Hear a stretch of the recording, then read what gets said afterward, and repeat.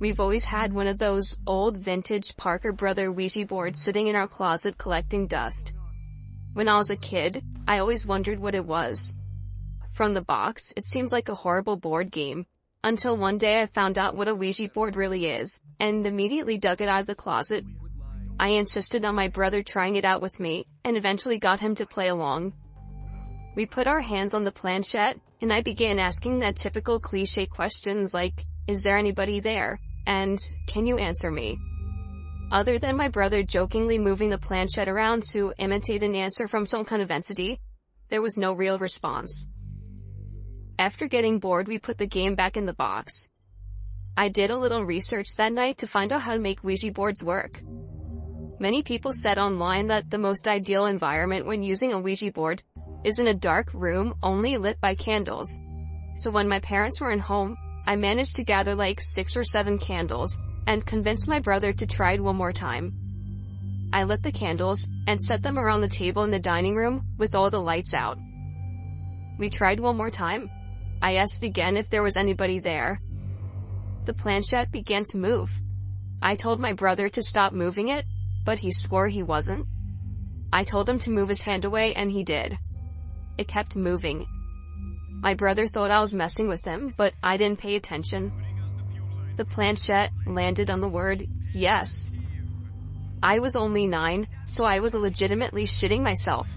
My older brother had to take over. He asked the question, "Are you a good spirit?" There was a 5-second pause before my brother's hand moved along with the planchette to the word no. We both looked at each other, and at this point I ran to my room and shut the door behind me, but he continued on with the so-called game. I heard his muffled voice come from down in the dining room, when all of a sudden I heard him screaming at the top of his lungs. I ran back downstairs to see what was wrong. He was holding up his shirt, revealing a small open wound that almost looked like a claw mark. He told me to set the fireplace immediately, and I obeyed. He threw the thing in the fireplace and told me to never speak of what happened to anybody. We have never used a Ouija board since. I got a call from my cousin who said that he, his brother, his dad, and his best friend were using a Ouija board in their basement. Prior to starting, they took a large porcelain doll out of the room because it was creepy, and placed it in the adjacent room face down on a pile of towels. My cousin took a short break because the board was just spouting nonsense, and he had to go to the bathroom. His dad and brother and friends started asking the board questions without him. One of the questions was, "Who is in the other room?" It just started spouting random numbers, and when my cousin came back into the room, his brother said that it wasn't working, that they were going to put it away, and he showed him the answer to the last question he asked. And he said, "Dude, that's my social security number." Then they started to talk to whatever started spewing answers. Hey, it's Kyle Crane. I'm at Attila's house. My cousin he would die in What's the Air Attila's Force. condition, Crane? At this Speak. point, they tell the entity they're communicating with to prove itself.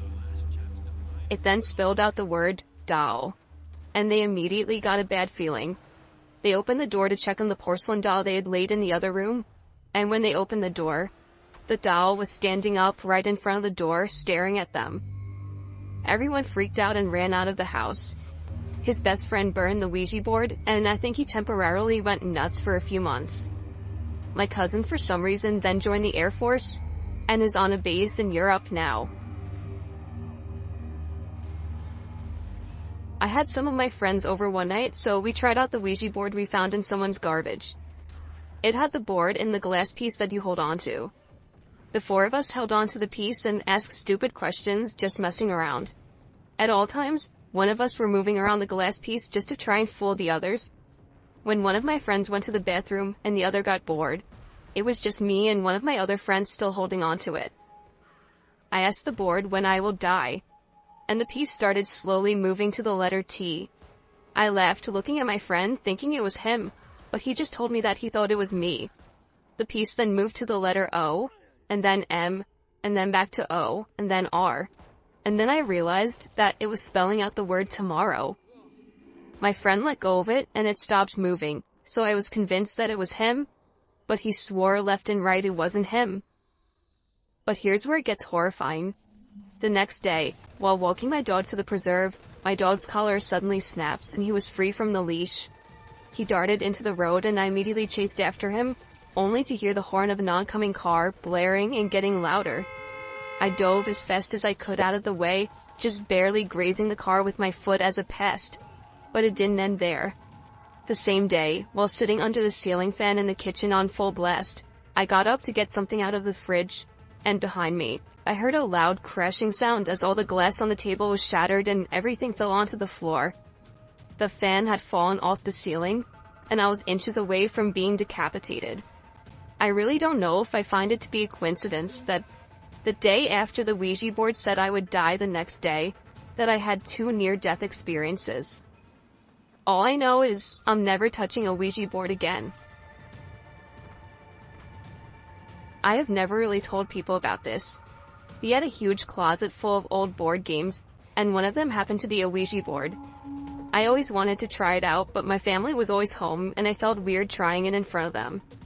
There was this one weekend that my parents were going to the city, and my brother was going on a Boy Scout campout, so I would have the whole house to myself for a weekend.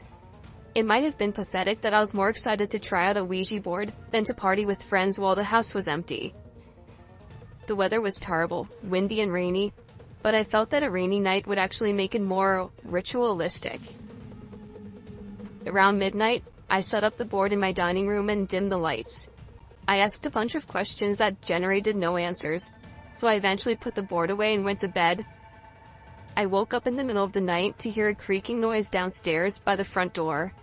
At first I thought nothing of it, but then I heard it again, and it was closer this time, closer to the stairs. I sat up now. At this point I was getting concerned. Another creaking sound, this time from one of the stairs. I was sure somebody was in my house. This was before cell phones were mainstream, so calling the police wasn't even an option. The creaking sounds were getting closer, until they were right outside my door, and then they just stopped. It felt like hours while I laid there clutching my covers, waiting for something to happen. A huge strike of lightning momentarily lit up my bedroom, and I swore I could see some kind of black limb-type objects wrapped around the open door. I tried to hold my breath to be as quiet as possible, but what happened next was the worst part. My door suddenly slammed shut, and I couldn't help but let out a shriek. By now I was completely under my covers, shaking and crying and wanting to scream. All the windows in the house were closed, so there was no draft. I just knew something was going to happen, but nothing happened. I sat under my covers for hours, thinking somebody or something was in the room with me. When the sun started to rise, I finally snuck a peek out of my covers. My room was just as empty as before. I somehow found the courage to leave my bedroom and search for any signs of a break-in. Everything looked normal, though. No broken windows or unlocked doors. I then spotted the Ouija board on the table again. I have always been kind of superstitious, so I immediately linked the happenings to the Ouija board. I chucked the damn thing in the outside trash can and brought it out front to the curb. Since then, nothing has happened, and I didn't tell anybody about it. You wouldn't understand unless you were in that kind of situation. Then you would agree that nobody would believe a word you say. Nobody really knows except for the people that read my story online.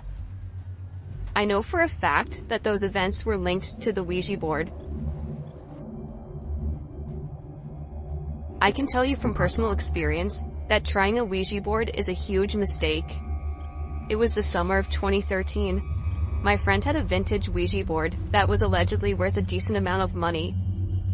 My friend agreed to trade it with me for a video game that I never played, so I happily made the trade. I tried using it alone, but it proved to be just a scam. I didn't really expect it to work. I mainly got it just for the money to be made off of it.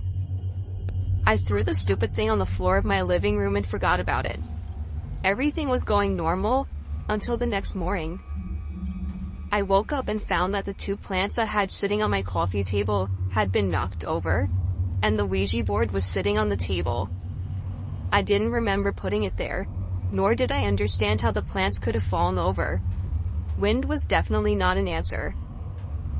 I wondered if it was possible that I had sleepwalked, or maybe I was half awake and walked down to get a glass of water and bumped into them or something. I moved everything back in place, but the carpet already had dirt stains on it. I brought the Ouija board box up to my room and tossed it on the floor. Things got bad that night. While laying awake in the dark, I was disturbed by the sound of a muffled click. I looked up, not sure what it was, and then I saw through the cracks of my closet door that my closet light was on. I had no idea how it could have turned on, but I got up and opened the closet door anyway. There was nobody in there, but that hadn't even crossed my mind. I turned the light off and jumped back into bed. Probably 10 minutes later, I heard the same clicking sound. Naturally, I looked to the closet and felt my heart sink a little. The closet light was on again. A mix of confusion and fear started building up inside of me. I once again turned off the light and cautiously got back in my bed. I found myself waiting for the closet light to click on again. But what happened instead was much worse. Instead of the closet light turning on, the whole room suddenly filled with light as I heard the main light switch flick on. I had seen enough and was out the door within seconds. I quickly pieced things together and chucked that old Ouija board in the closest dumpster. Nothing weird ever happened after that.